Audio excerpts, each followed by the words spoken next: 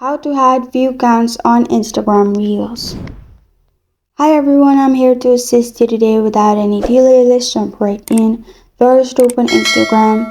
Click on your profile at the bottom right corner of your screen.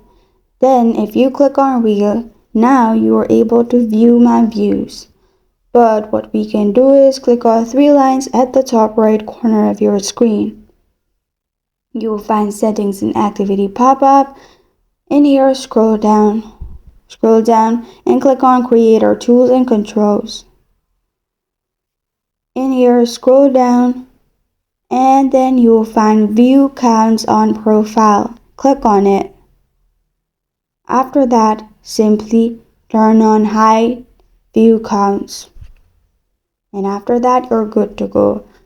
To hide your view counts, your account must be business account or creator account. And as you can see, you're not able to see my views anymore. And this is how to hide view counts on Instagram Reels. Thank you for joining me today. If this video helps you out, please leave a like and subscribe for more. Got a question or want to suggest a topic? Comment below. Thank you for watching.